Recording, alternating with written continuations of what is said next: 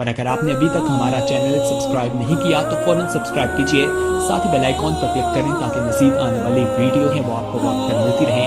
دفعہ ایئرپورٹ پہ خاتون نے پوچھا کہ بھئی ہمارے شوہر جو ہیں وہ ایک سال کے لیے ملک سے باہر رہتے ہیں، تو ہمارے لیے یہ تو نیشنل ہے نا، وہ کہتے ہیں ہمیں پھر برائی کے خیالات آنا شروع ہوتے ہیں۔ تو انہوں نے کچھ ایسے کچھ سوال پوچھے، وہ حیا کے خلاف ہے، میں اس کو نہیں یہاں ڈسکس کر سکتا۔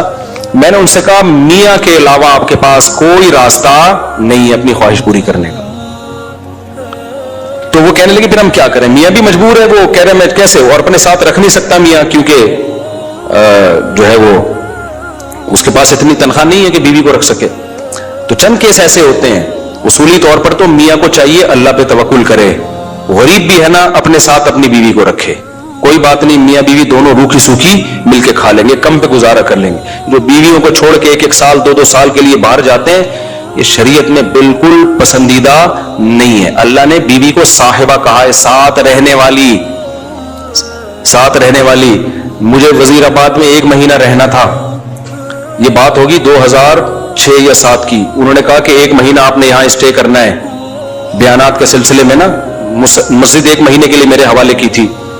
تو میں نے کہا بھائی میں تو بیگم کے بغیر 1 مہینہ نہیں رہ سکتا، بچے بھی تھے میرے، تو میں نے کہا 1 مہینہ میں نہیں رہ سکتا، مجھے بیگم بچے چاہیے، ان کا بھی ٹکٹ دو تو میں یہاں رہوں گا ورنہ نہیں رہوں گا۔ تو انہوں نے پھر بیگم بچوں کا بھی ٹکٹ دیا۔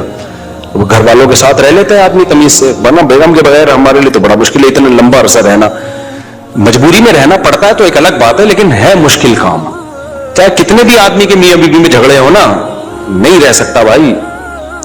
تو 1 سال کے لیے پتہ نہیں کیسے رہ لیتے ہیں لوگ بیگم کے بغیر۔ ٹھیک ہے ان کی مجبوری ہوتی ہے، میں مانتا ہوں، لیکن اس میں کوشش کرو اللہ پہ توکل کرو۔ بیگم روکھی سوکھی کھا لیں گے، لیکن اللہ میاں نے بیگم کو صاحبہ کہا ہے قرآن میں۔ صاحبہ کا مطلب ساتھ رہنے والی، صاحبہ کا کیا مطلب ہے؟ ساتھ رہنے والی۔ تو اس کا مطلب جب شادی ہو گئی تو وہ پھول ترو کی طرح تمہارے ساتھ چپک گئی ہے۔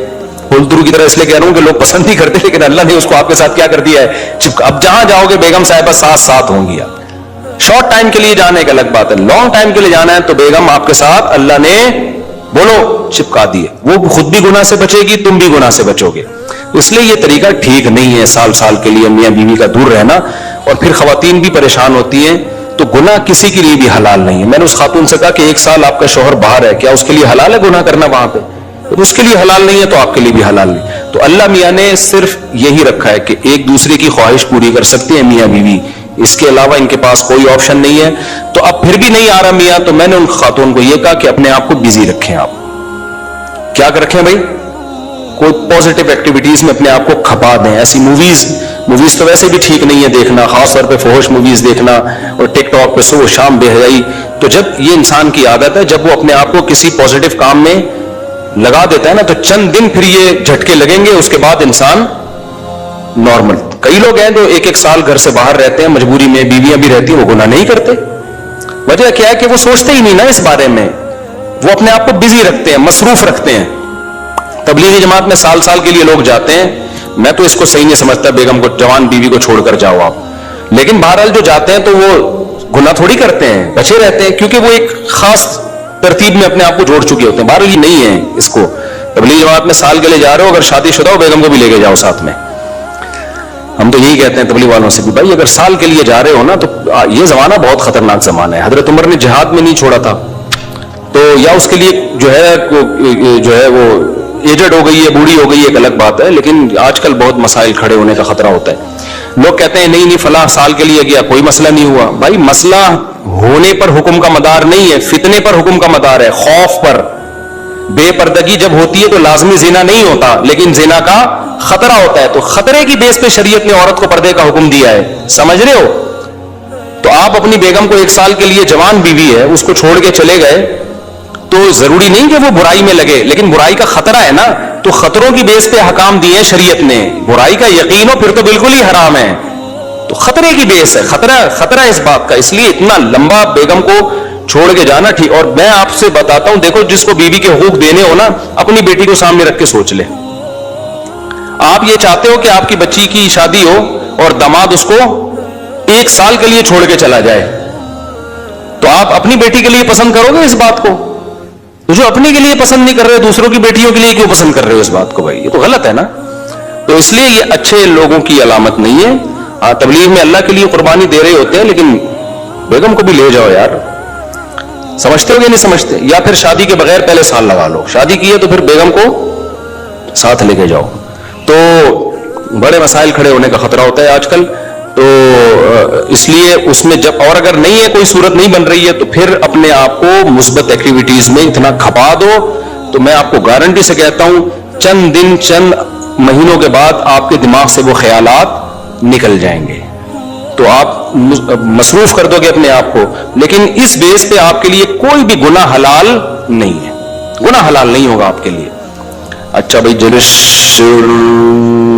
طاہر شمیر رحیم یار خان انٹرچینج سے جب بھی گزر ہو میرے پاس کھانا کھا کے جائے. ٹھیک ہے انشاءاللہ, صلو علی الحبیب. چلیں کبھی گزریں گے تو. لیکن وہی ہے, کسی سے ملاقات نہیں کروانی, سیدھا کھانا رکھ دینا ہے, اصرار نہیں کرنا. ہماری مرضی, کھانا کھائیں نہیں کھائیں, نکل لیے پھر ٹھیک ہے. ایسی دعوت ہمیں بہت اچھی لگتی ہے.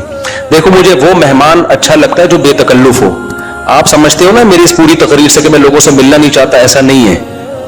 بے تکلف آدمی مجھے پسند ہے. میرے پاس 3 دن بھی لوگ ٹھہر کے جاتے ہیں جو میرے رشتے دار نہیں ہیں, لیکن یہ وہ لوگ ہیں. کیسے لوگ ہیں؟ ابھی پشاور سے میرے پرانے دوست آئے ملنے کے لیے. آئے, میں نے کہا السلام علیکم, کیا حال ہے, سب سیٹ چل رہا ہے, الحمدللہ. اس کے بعد پتہ نہیں میں بھول گیا, وہ خود ہی جا کے کھانا کھا رہے ہیں. میں تو مصروف آدمی ہوں بھائی, خود ہی کھانا کھا رہے ہیں, لیکن برا نہیں محسوس کر رہے. پھر جب مجھے ٹائم ملتا ان کو بلا لیتا, آ جاؤ یار بیٹھتے ہیں, یا بھائی چائے بنا کے لاؤ, بھائی ان کو بھی پلاؤ مجھے بھی پلاؤ.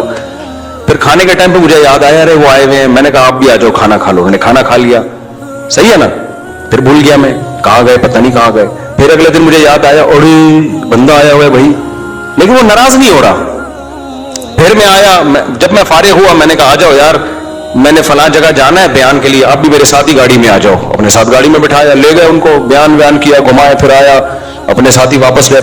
پھر بھول گیا میں, پتہ نہیں بندہ گیا کہاں پہ. تو وہ ناراض نہیں ہوئے. 3 دن اسی طرح ہم نے ہنسی خوشی گزارے. اس کے بعد وہ نکل لیے. انہوں نے کہا میں پشاور پہنچ چکا ہوں. میں نے کہا یار کوئی میری طرف سے کوتاہی ہوگی, معاف کر دینا. کہہ رہے کہنا تو یہ چاہیے تھا, بدتمیزی کی انتہا کر دیا آپ نے. لیکن وہ خوش تھا. ایسے بندے 100 دفعہ ہیں. میں نے تو ایک کمرہ اسپیشل مہمانوں کے لیے بنایا ہوا ہے واش روم کے ساتھ, کہ مہمان آئیں اسٹے کریں یہاں پہ. لیکن وہ مہمان جو تکلف والا نہ ہو کہ جی پوچھا نہیں مجھے ناشتے میں مفتی صاحب نے, بھائی ہماری بہت ٹینشن ہے, ابھی تجھے پوچھیں گے تو ہم تو گھر والوں کو کون پوچھے گا. ہاں کوئی بہت میرے ٹیچر آ جائے نا, استاد آ جائے, معزز مہمان, کوئی بہت ہی اپر لیول کا میرے ٹیچر آ جائے, میرا چاچو آ جائے. وہ چاچو تو میرے بیچارے انتقال ہو گیا, میرے ماموں آ جائیں, تو ان کے ساتھ یہ سلوک نہیں ہوگا.